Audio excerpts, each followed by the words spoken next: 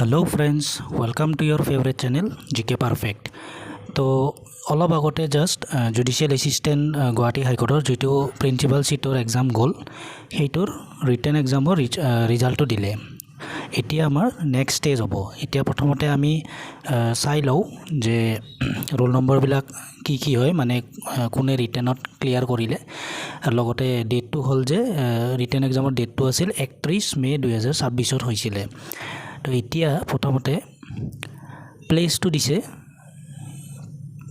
গুৱাহাটী হাইকোৰ্টৰ new block, Guwahati 01 new ব্লকত হ'ব গুৱাহাটী হাইকোৰ্টৰ সেইটো প্লেচ। তাৰপাছত ৰিপৰ্টিং টাইমটো দিছে 10:30 AM 10:30 ৰাতিপুৱা। ডেট অফ ইণ্টাৰভিউ দুটা ভাগত ভাগ কৰিছে কেণ্ডিডেটসকলৰ বাবে। ৰোল নম্বৰবিলাক দিয়া আছে। এটা হ'ল 31 জুলাইত হ'ব আৰু নেক্সটটো হ'ব 1 আগষ্ট। তো 31 জুলাইত হ'বলগীয়া ইণ্টাৰভিউৰ ডেটটো এইখিনি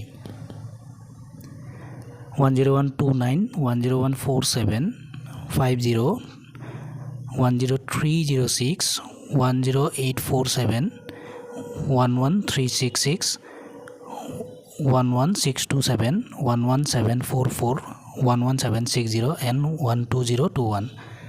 আৰু 1 আগষ্টত হ'বলগীয়াখিনি 12046 12433 12592 13011 13184 13685 14724 14773 14991 15689 16054 16056 16295 16485 16503 16715 আৰু 16759।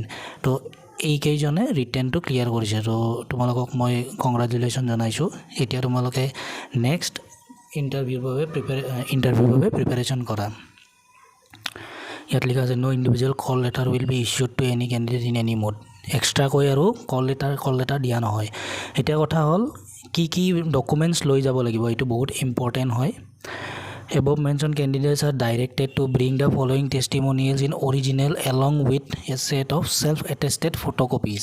মানে তলত যিখিনি দিয়া আছে সেইখিনিৰে সেলফ এটেষ্টেড মানে নিজে সিগনেচাৰ কৰি জেৰক্স কপিও লৈ যাব লাগিব, ফটোকপি, আৰু লগতে অৰিজিনেল লাগিব। প্ৰথমতে লাগিব admit card of the written এক্সামিনেশ্যনৰ যিটো এডমিট কাৰ্ড আছিল সেইটো লাগিব।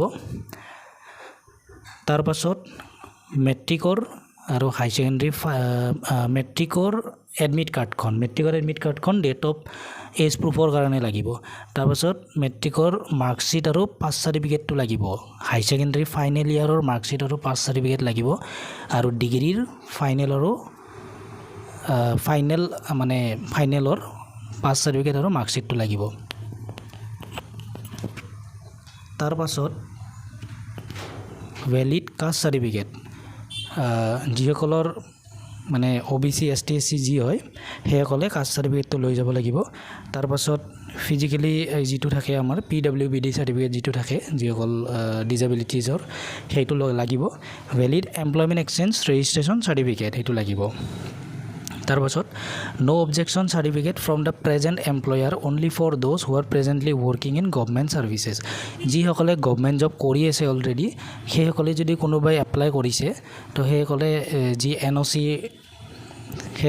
NOC ল'ব লাগে আমাৰ ডিপাৰ্টমেণ্টৰ পৰা, সেই NOCটো লৈ সেইটো দিব লাগিব বৰ্তমান প্ৰেজেণ্ট এমপ্লয়াৰৰ পৰা। তাৰপাছত 2খন পাছপৰ্ট চাইজ ফটোগ্ৰাফ লগত লৈ যাব লাগিব।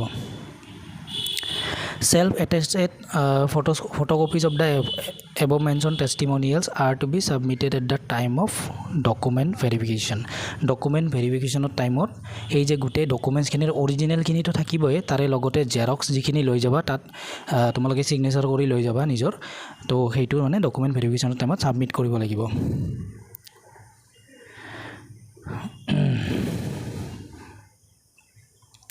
তো বাকী আৰু এইখিনি ইম্পৰ্টেণ্ট নহয়।